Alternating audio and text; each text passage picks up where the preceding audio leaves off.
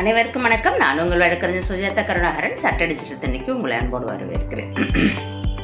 நாம இன்னைக்கு இந்த காணொலியை எதை பற்றி பார்க்க போகிறோம் அப்படின்னு பார்த்தீங்கன்னா, ஈசி என்கிரிமெண்ட் சர்டிஃபிகேட் பற்றி பார்க்க போகிறோம். ஒரு ஈசி அப்படிங்கிறத நம்ம எப்போ நமக்கு வந்து அது தேவைப்படும்? பெரும்பாலும் நம்ம வந்து ஒரு சொத்து வாங்க போகிறோம், ஒரு சொத்து கறி வாங்க போகிறோம் அப்படின்னா, அந்த சொத்துல ஏதாவது வில்லங்கம் இருக்கா அப்படின்னு பார்க்க தான் நம்ம ஈஸி எடுத்து பார்ப்போம் இல்லைங்களா? இப்போ அந்த சொத்தை விற்கிறவர், நம்மக்கிட்ட விற்கிறவர் அந்த சம்மந்தப்பட்ட பத்திரங்களை நம்ம கிட்ட கொண்டு வந்து கொடுக்குறாருன்னு வச்சுக்கோங்களேன். அந்த டாக்குமெண்ட்டும் இல்லை அதோட மதர் டாக்குமெண்ட்டும் உண்மைதானா, இது சரியானது தானா அப்படிங்கிறத செக் பண்ணுறதுக்காக நம்ம முதல்ல ஈசி போட்டு பார்ப்போம் இல்லைங்களா? அப்போ ஒரு ஈசி அப்படின்னா அதில் என்னென்னலாம் நம்ம பார்க்கலாம். ஒரு ஈசியில் எந்தெந்த தேதிகளில் அந்த சொத்து சம்பந்தமாக பரிமாற்றங்கள் நடந்தது, பரிமாற்றம் குறித்த அனைத்து விவரங்களும், எத்தனை பரிமாற்றம் நடத்திருந்தாலும் சரி, அந்த சொத்தின் பின் வரலாறுகள் அனைத்தும் அந்த வில்லங்கத்தில் வந்துடும். என்னென்ன பரிமாற்றம் நடந்தது, யார் கையிலேருந்து யார் கைக்கு மாறிச்சு, அவங்க பேர் என்ன, எந்த தேதியில மாறிச்சு, அந்த பத்திரம் என்னென்ன, சர்வே நம்பர், 4 புறமும் உள்ள சக்குப்பந்தி, அதாவது பவுண்டரி, எல்லா விவரமும் அதில் வந்துட போகுது. அது மாதிரி அந்த சொத்தின் பேரில் ஏதாவது கடன் வாங்கியிருந்தா ஒரு கோஆபரேட்டிவ் சொசைட்டிலையோ நிலபல வங்கியிலையோ இல்லைன்னா வேற ஏதாவது ஃபினான்ஷியல் இன்ஸ்டிடியூஷன்ஸ்லையோ கடன் வாங்கியிருந்தா கடன் சம்மந்தப்பட்ட விவரங்கள் வந்துடும். அதே மாதிரி வேற என்னென்னலாம் அதில் வரும், ஒரு கிரயமாக இருந்தால் கிரயமாக வந்துடும், கிரைய அக்ரிமெண்ட் வரும், அடமானம் வரும், தானம் வரும், செட்டில்மெண்ட் வரும். முன்னாடியெல்லாம் பவர் ஆஃப் அட்டர்னி வர்றதில்லை, இப்போ அது வருது. பவர் ஆஃப் அட்டர்னி வந்துடும். ஏன்னா உயில் தான் வர்றதில்லை.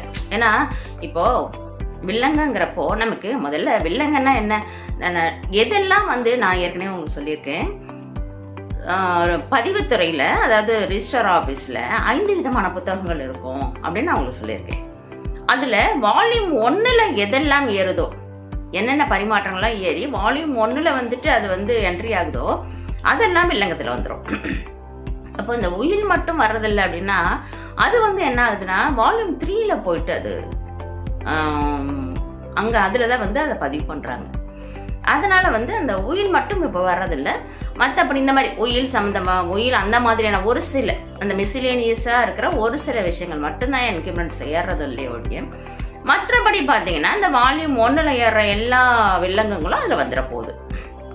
ஸோ அதுக்காக தான் நம்ம வந்து வில்லங்கம் போட்டு பார்க்குறோம். இந்த வில்லங்கத்தை வந்து இப்போ இந்த மாதிரி சொத்து வாங்குறவங்க பார்க்குறோம். ஓகே, அடுத்தது வேற யாருக்கெல்லாம் இந்த வில்லங்கள் தேவைப்படுது அப்படின்னு பார்த்தீங்கன்னா, கடன் கொடுப்பவரும் வில்லங்கத்தை பார்க்குறாங்க. இப்போ நான் சொன்னேன் இல்லையா, சொசைட்டி, கோஆபரேட்டிவ் சொசைட்டிஸ் இல்லை நிலவள வங்கியாக இருக்கட்டும், இந்த ஃபினான்ஷியல் இன்ஸ்டிடியூஷனாக இருக்கட்டும், அவங்களாம் இப்போ எப்படி கடன் கொடுக்குறாங்க? பெரும்பாலும் டைட்டில் மார்க்கேஜ் பண்ணிட்டு தான் கொடுக்குறாங்க. அப்போ ஒரு அடமானம் போட்டுட்டு தான் கொடுக்குறாங்க. அப்படிங்கிறப்போ முதல்ல அந்த சொத்து ஏதாவது வில்லங்கம் இருக்கா, அது உண்மையாலுமே உங்களுக்கு உரிய சொத்தாங்கிறதெல்லாம் அவங்களும் வில்லங்கம் போட்டு பார்த்துட்டு அப்புறம் தான் அவங்களுக்கு கொடுக்குறாங்க, கடன் கொடுக்குறாங்க. ஸோ அவங்களும் பார்க்குறாங்க. இது இல்லாத வேற யாரெல்லாம் வில்லங்கம் பார்க்குறாங்க அப்படின்னு பார்த்தீங்கன்னா, இப்போ சப்போஸ் ஏதாவது ஒரு பட்டா மாறுதலுக்காக நீங்கள் வருவாய்த்துறைக்கிட்ட போகிறீங்க, பட்டா மாற்றணும், இல்லை ஏற்கனவே பட்டா இருக்குது, அதை சப்டிவிஷன் பண்ணணும். இப்போ குடும்பத்துக்குள்ள ஒரு பாகப்பிரிவினை ஆயிடுச்சு, அது சப்டிவிஷன் பண்ணணும் அப்படின்னா அந்த சப்டிவிஷன் பண்ணுறதுக்காகவோ இல்லை பட்டா மாற்றத்துக்காகவோ நீங்கள் வருவாய்த்துறைக்கிட்ட மனு கொடுக்குறப்போ வருவாய்த்துறையினரும் வில்லங்கம் போட்டு பார்ப்பாங்க, அந்த வில்லங்கத்தை பார்ப்பாங்க. உண்மையாலுமே அந்த சொத்துக்கு உரிமையாளர் நீங்கள் தானா, அதில் வந்து ஏதாவது வில்லங்கம் இருக்கா அப்படிங்கிறத வந்து அவங்க பார்த்துட்டு தான் அந்த பட்டா மாற்றியோ இல்லைன்னா வந்து உங்களுக்கு சப்டிவிஷன் பண்ணி கொடுப்பாங்க. ஸோ வருவாய்த்துறையினரும் பார்க்குறாங்க. இப்படி பல விஷயத்துக்கு வில்லங்க சான்றிதழ் பயன்படுது. சரி, அதாவது ஒரு சொத்து குறித்த கடந்த காலத்தில் நடந்த அனைத்து பரிமாற்றங்களும் அதில் வந்துட போகுது. ஓகே, இப்போ இந்த வில்லங்கத்தில் வந்து இது வந்து நடைமுறையில் வர வில்லங்கங்கள் வேற, சிற வில்லங்கங்களை நம்ம சொத்துக்கு நாமளே ஏற்படுத்திப்போம். அது எந்த மாதிரியான வில்லங்கள்னு கேட்டிங்கன்னா, சில இடங்கள்ல ஒரு சொத்தை விற்க அக்ரிமெண்ட் போடுவோம். ஆனால் ஏதோ காரணத்தால் அந்த அக்ரிமெண்ட் வந்து கேன்சல் ஆகிடும்.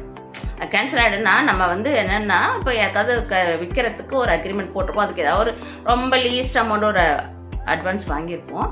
ஏதோ ஒரு காரணத்தால் கரையை நின்று போச்சுன்னா இந்த அக்ரிமெண்ட் இருக்கு இல்லையா, சேல் அக்ரிமெண்ட்டு, அதில் பதிஞ்சிருந்தோம்னா அதை கேன்சல் பண்ணணும்.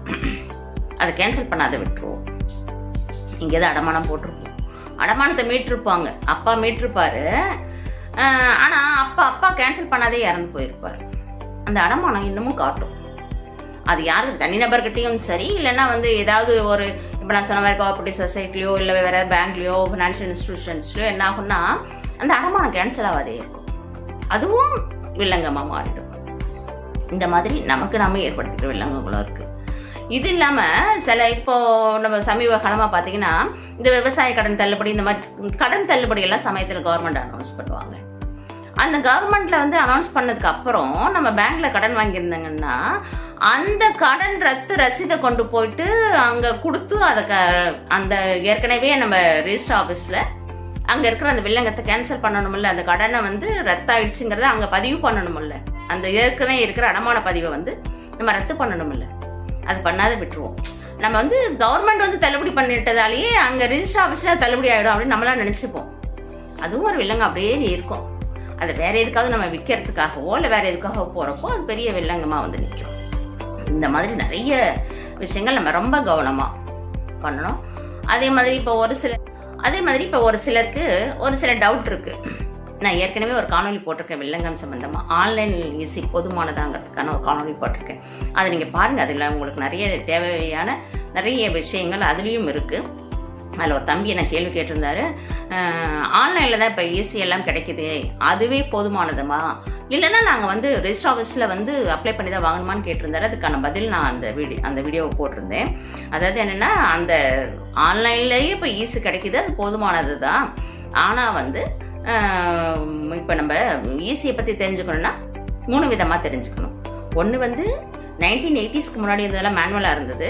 1980ஸ்க்கு அப்புறம் தான் கம்ப்யூட்டரைஸ்ட் ஆக்கினாங்க, எல்லாத்தையுமே கணினியில் ஏற்றினாங்க. இப்போது அந்த கம்ப்யூட்டரில் ஏற்றினது ப்ளஸ் கொஞ்சம் மேனுவலாக இருந்தது எல்லாத்தையும் சேர்த்து இப்போ ஆன்லைன் ஆக்கிக்கிட்டு இருக்காங்க. அப்போ 3 விதத்தில் மேனுவல், கம்ப்யூட்டரைஸ்டு, ஆன்லைன்னு 3 விதத்தில் ஈஸி இருக்குது. இதில் வந்து நீங்கள் இப்போ அப்படி வந்து அந்த ஆன்லைனில் ஏற்ற ஆரம்பிக்கிறப்ப என்ன பண்ணுறாங்கன்னா 1975லேருந்து ஏற்ற ஆரம்பிச்சிட்டாங்க. அப்போது 1975க்கு அப்புறம் உள்ள விஷயங்கள் வேணும்னா நீங்கள் ஆன்லைனில் எடுத்துக்கலாம். 1975க்கு முன்னாடி உள்ள விஷயங்கள் வேணும் அப்படின்னு கேட்டால் நீங்கள் வந்து மேனுவலாக வாங்கிக்கோங்க, ரெஜிஸ்டர் ஆஃபீஸில் போய் அந்த ஃபார்ம் 22 கொடுத்து அப்ளை பண்ணி அப்படி வாங்கிக்கோங்க நான் சொல்லியிருந்தேன். அந்த காணொலி நீங்கள் முழுசாக பாருங்கள். அதுலேயும் நிறைய தகவல்கள் வந்து நான் சொல்லியிருக்கேன். இப்படி வந்து அந்த 1975க்கு அப்புறம் உள்ள ஆன்லைனில் இருக்கிறதை எடுத்து நம்ம பார்த்துக்கலாம் ஈஸியை பொறுத்த வரைக்கும். இது இல்லாத இன்னொரு விஷயம் என்னன்னு கேட்டிங்கன்னா, நீங்கள் வந்து என்கம்பரன்ஸ் சர்டிஃபிகேட்டை பொறுத்த வரைக்கும் இன்றைக்கி எல்லாமே ஆன்லைனில் ஏற்றிக்கிட்டு வராங்க, எல்லாமே ஓகே தான்.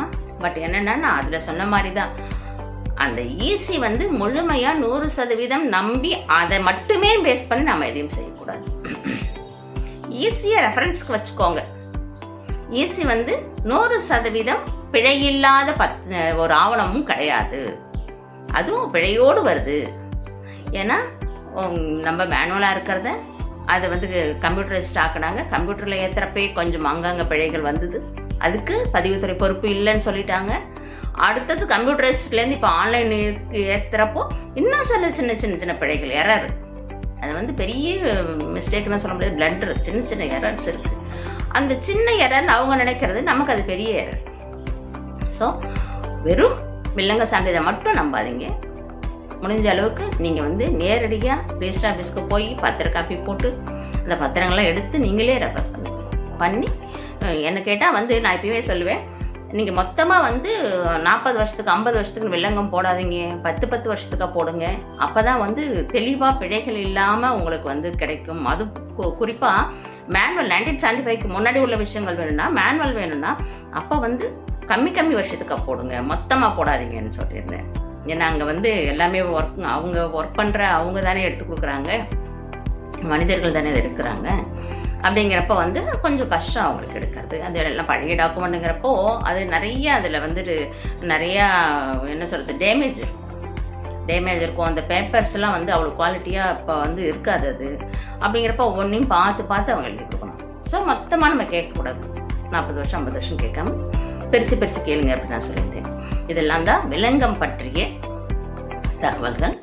ஆக ஒரு வில்லங்கம்ங்கிறது என்னன்னு கேட்டிங்கன்னா, ஒரு சொத்தின் கடந்த கால வரலாறு, கடந்த காலத்தில் நடந்த பரிமாற்றங்கள் குறித்த வரலாறுகளை கூறக்கூடிய ஒரு ஆவணம் தான் வில்லங்க சான்றிதழ். நன்றி, வணக்கம்.